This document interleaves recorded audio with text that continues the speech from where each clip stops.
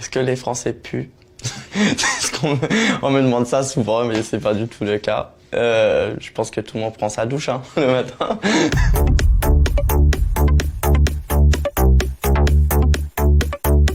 En Grèce, on a toujours l'idée que les Français sont un petit peu révolutionnaires, donc le sang chaud. Et c'est vrai, depuis que je suis ici, c'est les grèves tout le temps. Les Français avec la petite bérette, t-shirt avec des rayes et bien sûr la baguette sous les bras. C'est un peu l'image de la France. Et franchement, je comprends vraiment pourquoi. Qu'est-ce que vous faites bien les pains? Avant, je m'en foutais complètement. Et maintenant, je peux pas manger autre chose que ce soit pas vraiment des bons pains français. Parce que quand je rentre en Espagne, les pains, il est vraiment horrible. C'est les gros mots. Petite histoire, par exemple. Je marchais dans la rue avec une pote, une Française. Elle voit une copine qui est en train de fumer en terrasse dans un petit café. Elle se voit et elle dit « Putain, mais ça fait longtemps! Mais jamais de la vie au Royaume-Uni! » Tu fais « Mais fuck !» Ça se fait pas.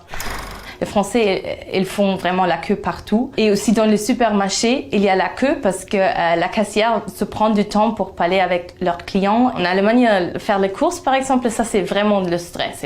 La caissière, elle est comme un robot, elle se dépêche vraiment. Et le client, le même. Alors, il faut être vite pour payer parce que sinon, tout le reste va être énervé. Les Français, ils parlent beaucoup de la nourriture, ils sont vraiment fiers de cette gastronomie qui vous représente justement. Je suis devenue une foodie alors qu'avant, je ne l'ai pas du tout. Et depuis ça fait 5 ans, je peux carrément dire que j'ai bien grossi à cause de ça. En Grèce, les Grecs adorent le manucure français.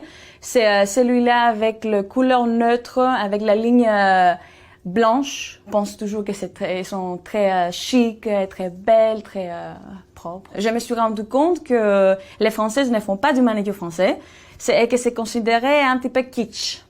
Le galette de roi, mais c'est un truc vraiment très bizarre. J'étais chez des amis en France, un garçon. Il a ramené un gâteau, je savais même pas qu'est-ce que c'était. Il a commencé à couper ce gâteau-là. Le truc vraiment très bizarre, c'était qu'il s'est mis sous la table. J'ai trouvé un site web qui aide beaucoup, ça s'appelle combiendebise.fr. T'as la carte de la France et tu cliques sur une région et ça t'explique comment faire la bise et combien de bises ils font.